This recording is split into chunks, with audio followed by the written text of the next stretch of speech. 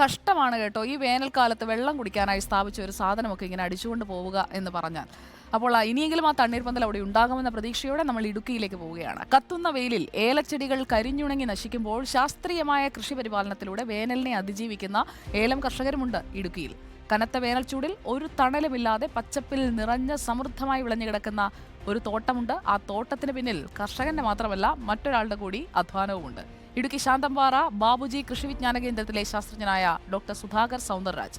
എങ്ങനെയാണ് അദ്ദേഹത്തിന്റെ വേനൽക്കാല കൃഷി പരിപാലനം എന്ന് നമുക്കൊന്ന് നോക്കാം. കത്തുന്ന വേനലിൽ ഹൈറേഞ്ചിലെ കാർഷിക മേഖല കരിഞ്ഞുണങ്ങുകയാണ്. വേനൽ ഏറ്റവും കൂടുതൽ തിരിച്ചടിയാകുന്നത് ഏലം മേഖലയ്ക്കും.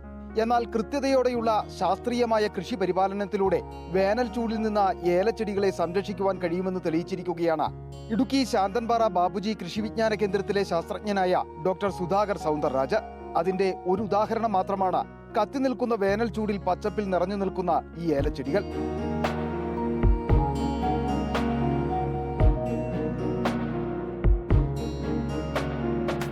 ഒരു ചിമ്പിന് നാറുകെട്ടി എത്രത്തോളം കൂടുന്നുണ്ടോ അത്രത്തോളം ചെടി ഹെൽത്തി ആയിട്ട് ഈ ഡ്രൗട്ടുള്ള സമയത്ത് ചെടി പിടിച്ചു നിൽക്കും. അതൊരു 35 to 38 ഡിഗ്രി വരെ നമുക്ക് മെത്തലോബാക്ടീരിയ യൂസ് ചെയ്യാം.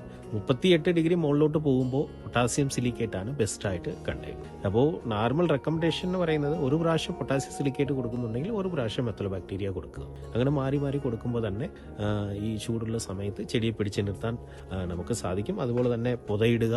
കൃത്യമായ കൃഷി പരിപാലനം നടത്തുന്നതിന് കർഷകർക്ക് നിർദ്ദേശം നൽകിയുള്ള വീഡിയോകൾ ഡോക്ടർ സുധാകർ പങ്കുവച്ചിരുന്നു.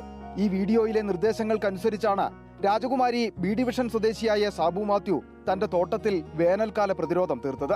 സാറ് പറഞ്ഞതുപോലെ പൊതയിടിയില്ല, ഷെയ്ഡടി ഇല്ല, അങ്ങനെയുള്ള കാര്യങ്ങളാണ് നമ്മൾ ചെയ്യുന്നത്. പിന്നെ സമയാസമയത്ത് മരുന്ന് അതിന്റെ ഡോസ് കുറച്ചാണ് ചെയ്തു പോകുന്നത്. പിള്ളേരെ എങ്ങനെ 1-ാം വർഷം 1 വയസ്സുള്ള കുട്ടികളെ നോക്കുന്നു ആ രീതിയിൽ തന്നെ ചെടിയും നോക്കുന്നു.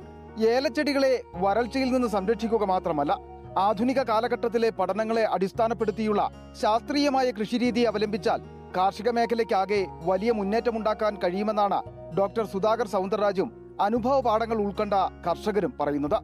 Reporter Sandeep Rajakkad, in reporter, Idukki.